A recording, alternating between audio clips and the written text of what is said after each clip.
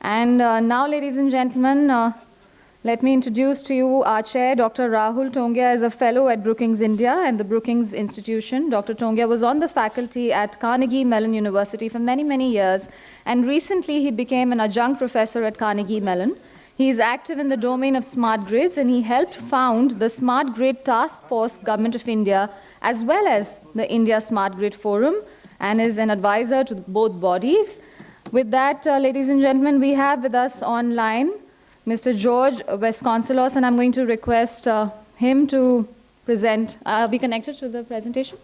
So ladies and gentlemen, the first presentation will be by Mr. Jorge Vasconcelos. A good use of IT to get us started. Good afternoon to everybody. Can you hear me? Could you say that again, sir? The audio is... Hello? Hello? Good afternoon. Yes, we hear you now. Can you hear me now? Yes, we can hear you. Yes, we can. Hello. Fine. So shall I go ahead with the presentation? Yes, sir. Yes, please. Well, then, first of all, thank you very much for the invitation. It's my pleasure to be with you in this discussion, and I regret not being able to be physically with you today due to previous commitments in Europe. But I'd be very glad to discuss with you these topics after my presentation or afterwards, as you wish. So briefly, what I plan to discuss this afternoon with you is the topic that was given to us in this panel, the evolution of smart grid regulation. But before that, I thought it might be useful to give a few thoughts on the evolution of energy regulation and on the evolution of smart grids before addressing the issue of evolution of regulation of smart grids. Then, before concluding, I would like to briefly describe a problem which, in my view, is a key question that must be addressed before we can conceive a better regulation for the future grids. And this is what I call the control flow problem, and I will introduce it later on before concluding. So very briefly, I'm not going to make here the history of energy regulation, of course, but I think it's important, first of all, to define what is the object of regulation. What are we regulating? Because this is the very fundamental question. And for many, many years, for many decades, regulation applied to vertically integrated monopolies. They were monopolies and they were vertically integrated. This has changed sometimes at the end of the century through unbundling, which essentially means the separation of the different activities building the electricity value chain. Some of these activities are now acting under competition in markets, competitive markets, while the infrastructure, the networks, the transmission and distribution networks are usually regulated. But these networks are now separated from the other activities, namely from generation and from supply. So this requires a different kind of regulation as the previous one. Now, when we move now to decentralized smart systems, whatever it means, that this is a new object, this is a new reality that we know is different from the centralized traditional power systems, this will require also a different approach, because different objects require different regulatory approaches. How do we regulate? Well, here again, we have seen an evolution of energy regulation. For many years, for sure, during the decades of vertically integrated monopolies, but even afterwards, for some parts of the electricity of the power system, we had the traditional cost of service regulation. Then, with liberalization, we also saw at the same time the introduction of more efficient regulatory mechanisms, namely the price cap type of regulation. And we have seen more recently some experiments in performance output-oriented regulation. So regulation itself has experienced a certain evolution, conceptual evolution and practical evolution.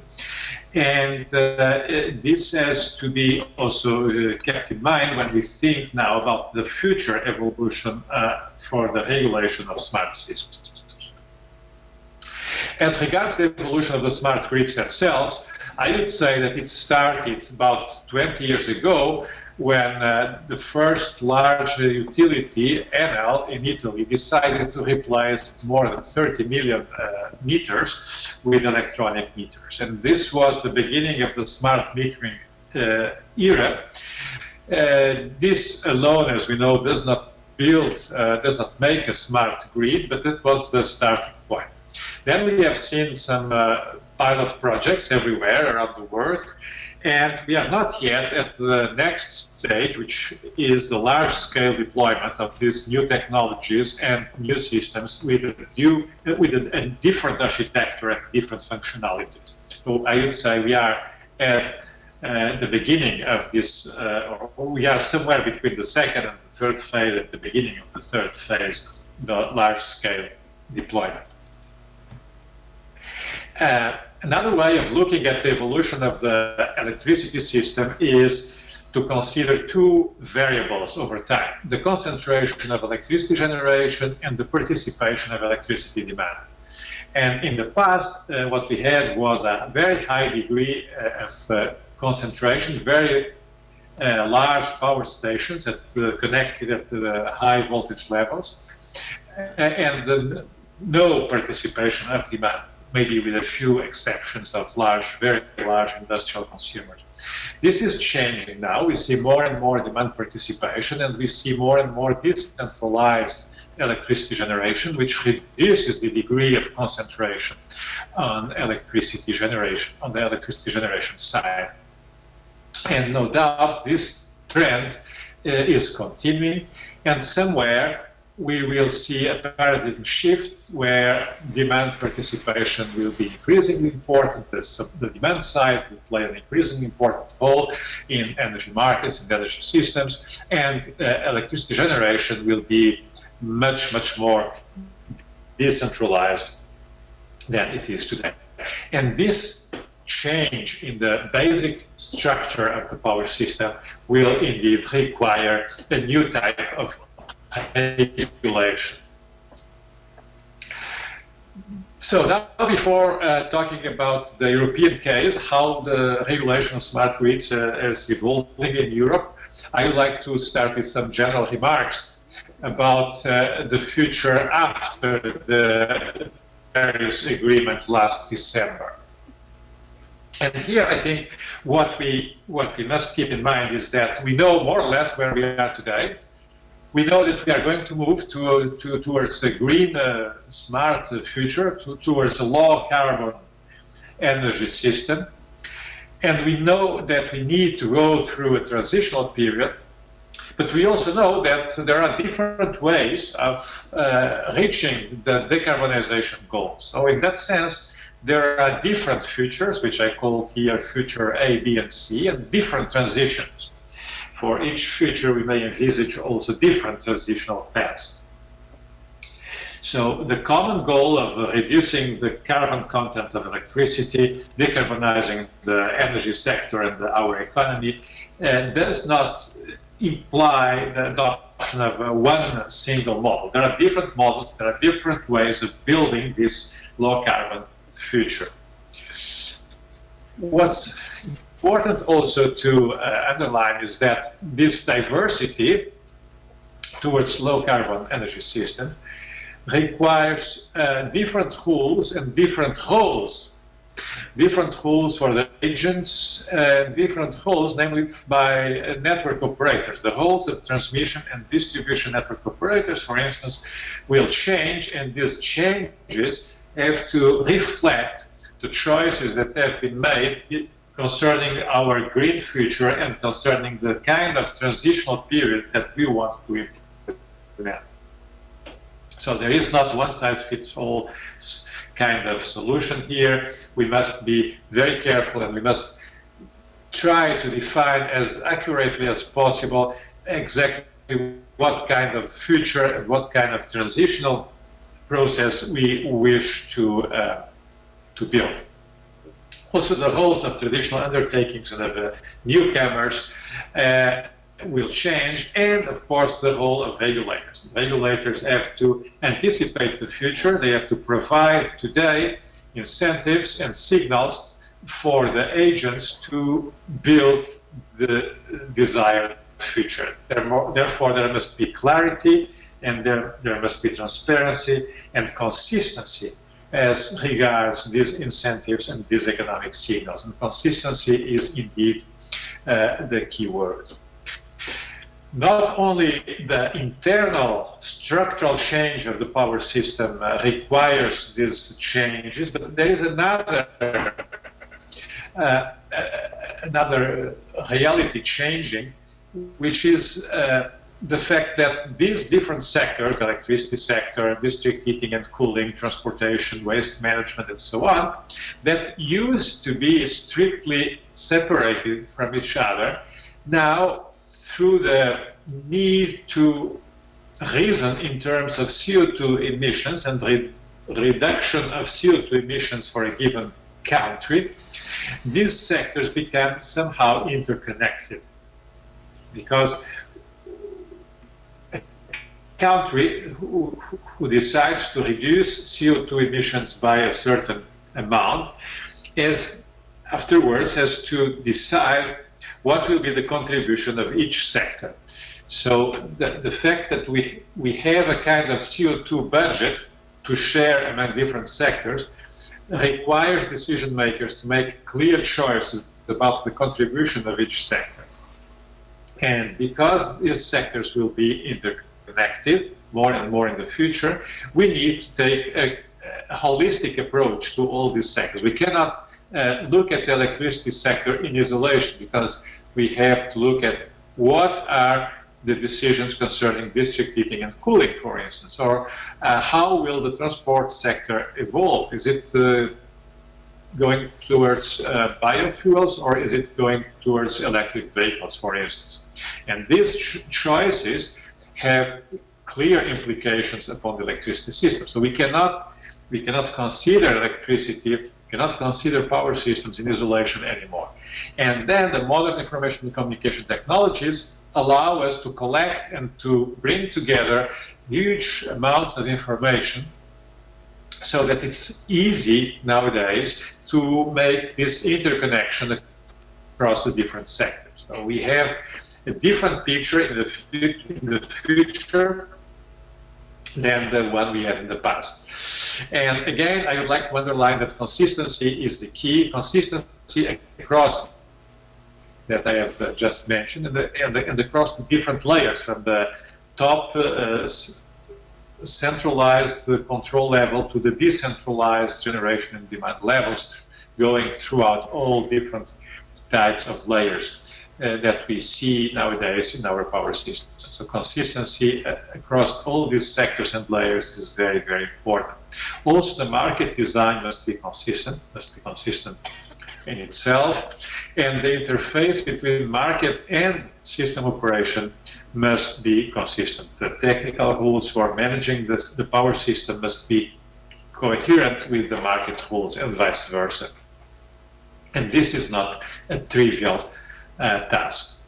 And last but not least, regulation must be consistent with the expected, desired evolution of the power system and electricity markets. Now, let me tell you very briefly what's the experience in Europe.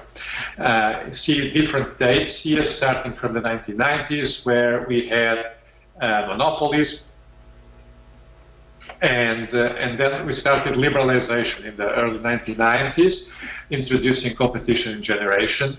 And then by 2007, full competition. That means all consumers, all end users are free to choose electricity and gas suppliers from any country of the European Union. At the same time, progress was achieved in terms of integration of the different national electricity markets.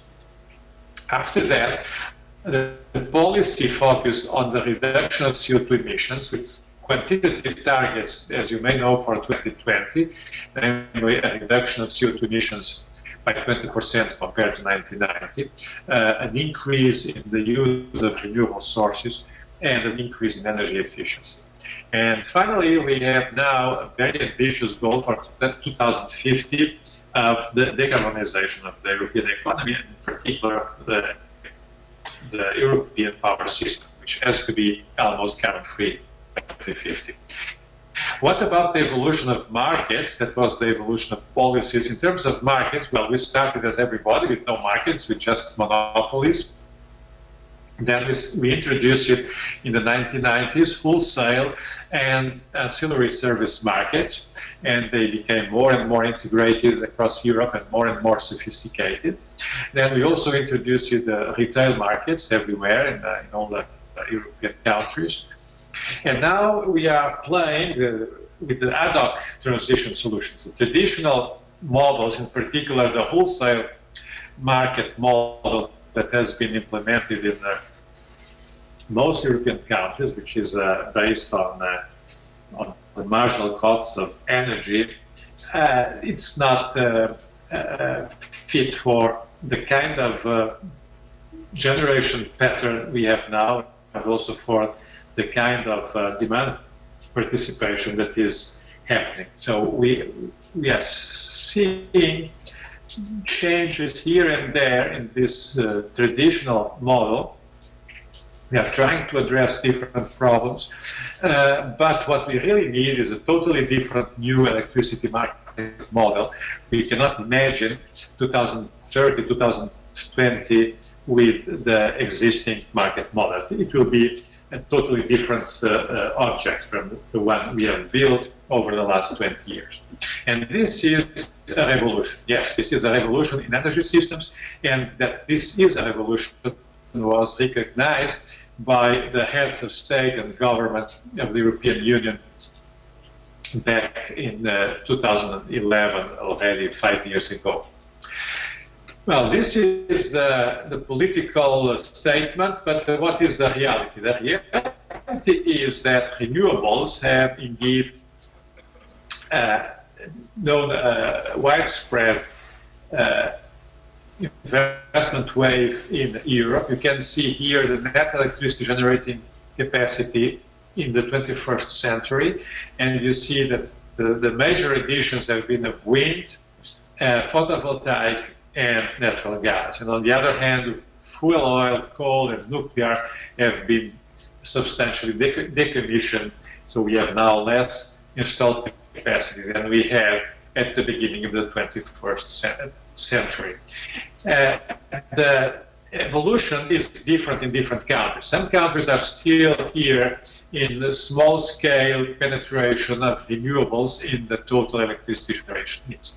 And if you are here, if you are around 5, 10%, 12% of your total electricity generation coming from intermittent sources, this is not a major problem, neither in terms of security, reliability, operation of the power system, nor in terms of impact upon the functioning of the traditional conventional energy markets. When we move towards 30%, 40%, 40-something percent of total electricity generation coming from these renewable intermittent sources, then this requires new skills and a very strong effort of adaptation. That has been done. We have seen this happening in many countries. In Denmark, Spain, Portugal, wind energy is nowadays responsible for large amounts of electricity generation in many years in the year, many days in the year. So this led to the development of new tools and new skills by system operators to cope with these technical challenges. At the same time, this evolution practically killed the traditional markets. The price coming out from the traditional electricity markets are meaningless nowadays. They are too low, they reflect the invasion of green electricity, the fact that the marginal cost is zero most of the time. So markets in disarray, but systems under control, perfectly under control. Now we are moving here along this line to large-scale penetration of renewables, and this will require not only new tools and another effort by system operators, but this will also require deep changes in the functioning of energy markets. Now, some people in Europe recognize the deployment of renewables as the big challenge, the big risk, and they started looking at solutions to solve this problem, alone. Now, this is a mistake because this is not the renewables, the higher penetration of renewables is not the only challenge we face. And what we see is the deployment also of more and more storage of electric vehicles in some countries in Europe.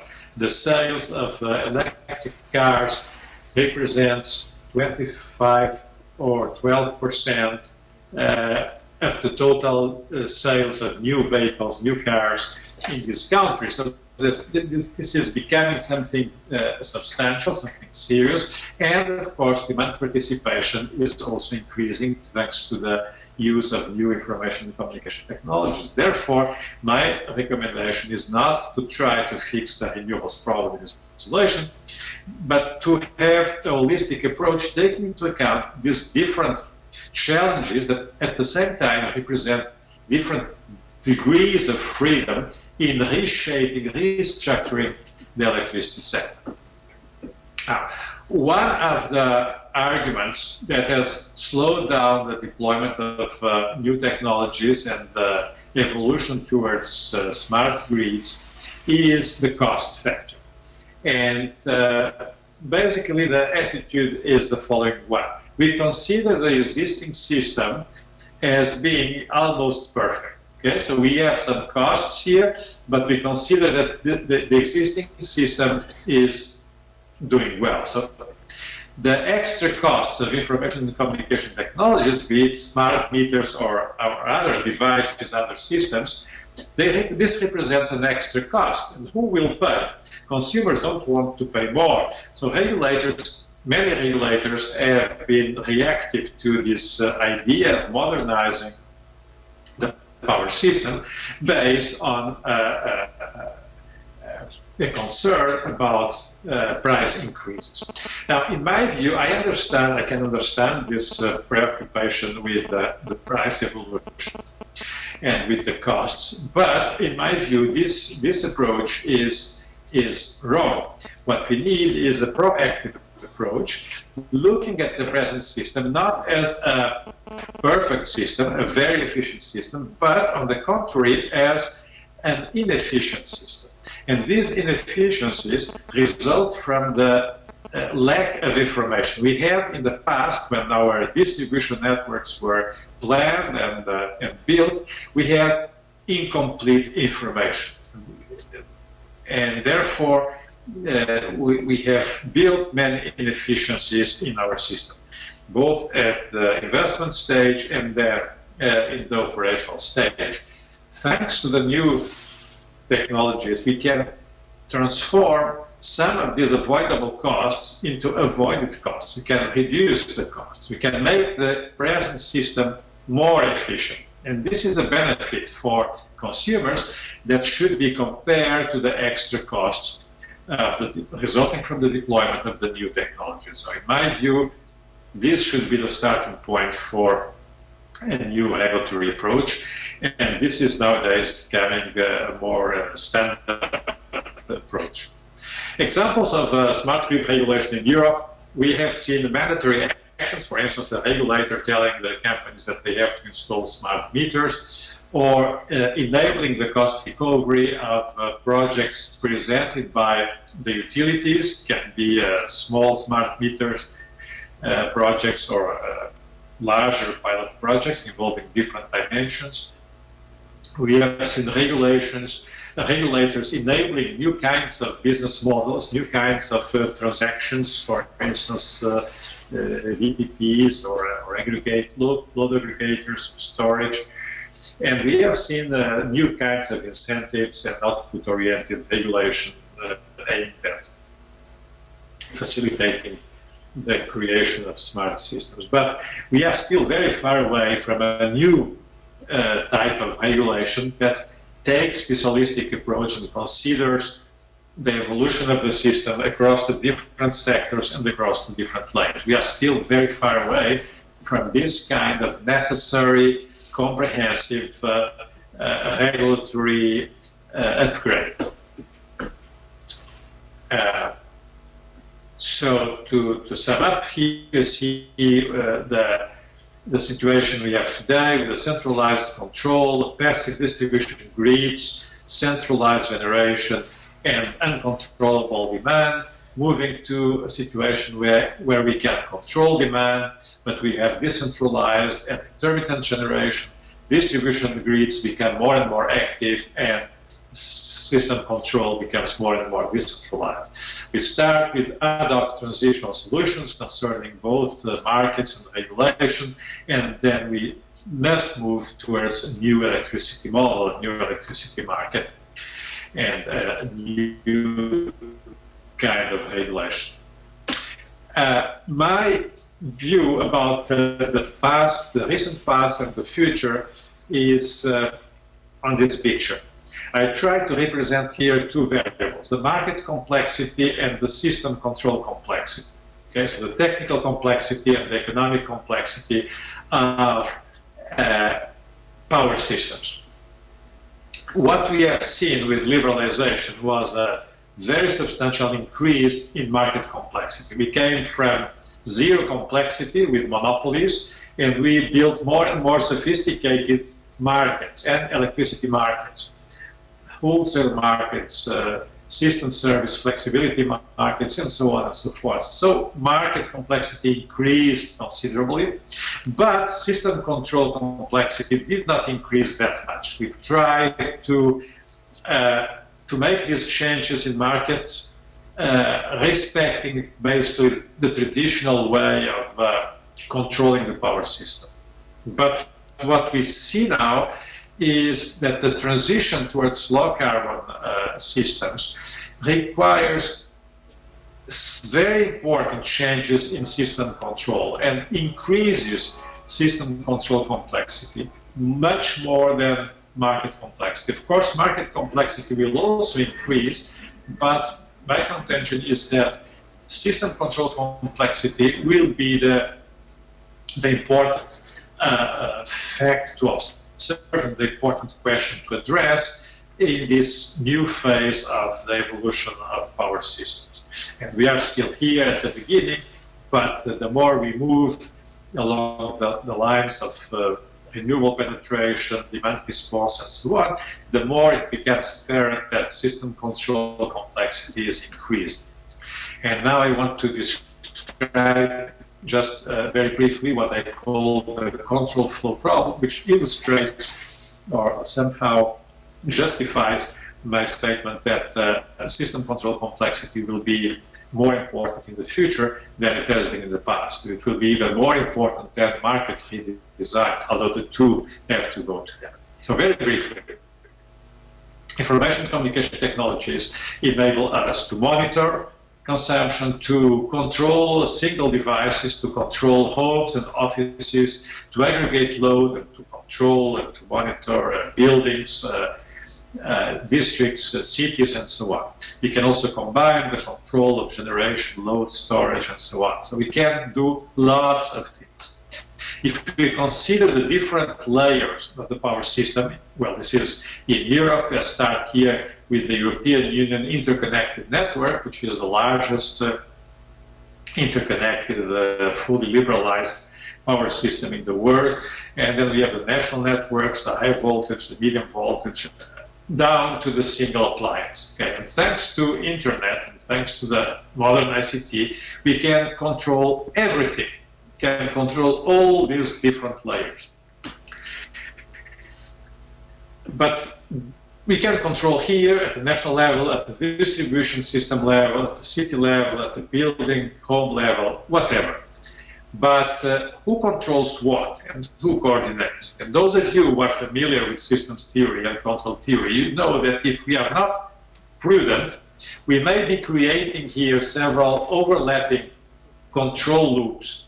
And these different control flows may overlap and may lead to instability of the whole system. So we have to answer, yes? Hi. Can you hear me? Yes, we can. Is it possible for you to make it full screen? Because we're only seeing the slide view. Because the legibility on the screen share isn't perfect. And second, we are better now? late. Yes, that's a little better. Okay, two minutes. We're also okay, so these are so we're also running a little bit late. If you just bring it 1 minute. Thank you. You can give me 1 minute. I will close. These are the three key questions: how to ensure control at each level, how to define the functional interfaces between the different layers, you know, from the single home to the interconnected system. And finally, the very important question, who is the controller of the controllers or controller of last resort? And without addressing these questions in a very clear way, I think we should not embark on massive investments and the transformation of our systems. And these are also the questions that regulators should ask themselves when assessing any investment plan brought to them by the regulated utilities. The final remarks: first, who leads the energy transition? There are several potential drivers of this process, and which kind of regulation? We are today still basically with our old toolkit, the old regulatory model. We know that we have to move towards new kind of regulation for a low carbon future, and we also need to go through this transition. And here we have to realize that we will go through a transient phase of regulation, but what we are going to